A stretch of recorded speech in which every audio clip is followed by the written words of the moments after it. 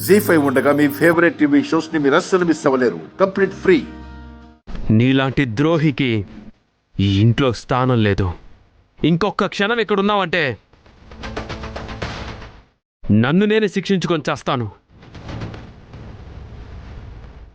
వద్దండి, వద్దు. నేను బ్రతకాలని నువ్వు కోరుకుంటే ఇప్పుడే ఈ క్షణమే ఈ ఇంటి నుంచి వెళ్ళిపో. లేదా నా చావును చూసి విధవగా ఈ ఇంటిని నువ్వు వేలుకో.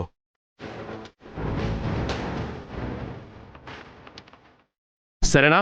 వద్దండి, వద్దు. అంత మాట అనకండి. నా పసుపు కుంకాలు నిండు నూరేళ్లు ఉండాలి. మీరు నిండు నూరేళ్లు బతకాలి. అక్క, నేనిక్కడ ఒక్క క్షణం కూడా ఈ ఇంట్లో ఉండలేనక్క. వెళ్ళిపోదాం పదా.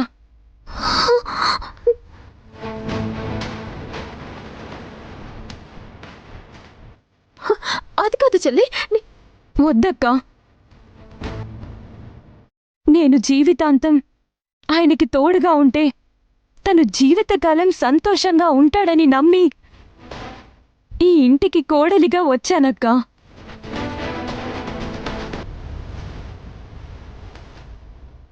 అలాంటిది నేను ఇంట్లో ఉన్నంతకాలం వాళ్ళు నరకం అనుభవిస్తున్నారని తెలిసాక ఎందుకుండాలక్క?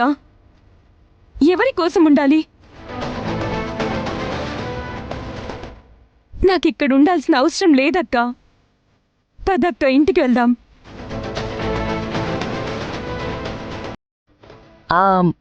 విన్నావు కదా చిట్టి, నీ చెల్లికి ఇక్కడ ఉండడం ఇష్టం లేదు. ఇంకా ఎందుకు తమరు పోరాడతారు? బయలుదేరండి.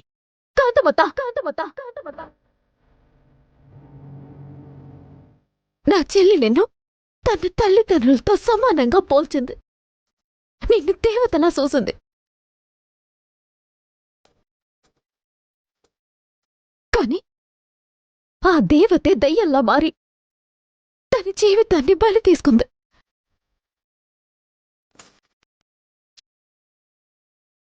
ఈ పాప నిన్ను బోరికి వదిలిపెట్టదత్తా. ఇంతకింత అనుభవిస్తావు. ఇంతకి బందరేట్లో కుమిలి కుమిలి ఏడుతావు. ఆ రోజు అతి దగ్గరలోనే ఉంది. మావయ్య, మీకు చెప్తున్నాను,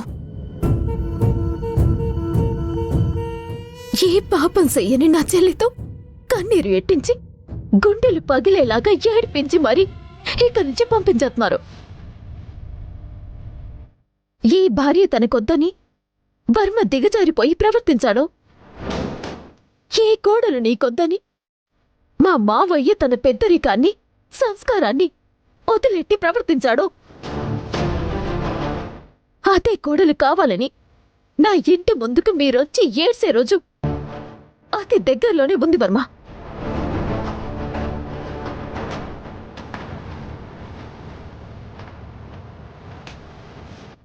ఆ రోజు నా చెల్లికి మా బాబాయికి క్షమాపణ చెప్తేనే గాని నా చెల్లెళ్ళు నీ ఇంటి గడప తొక్కదు.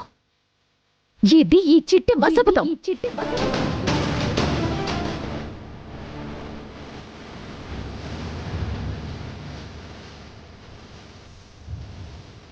జీ5 యాప్ డౌన్లోడ్ చేసి అన్ని ఎపిసోడ్స్ పూర్తి ఉచితంగా చూడండి.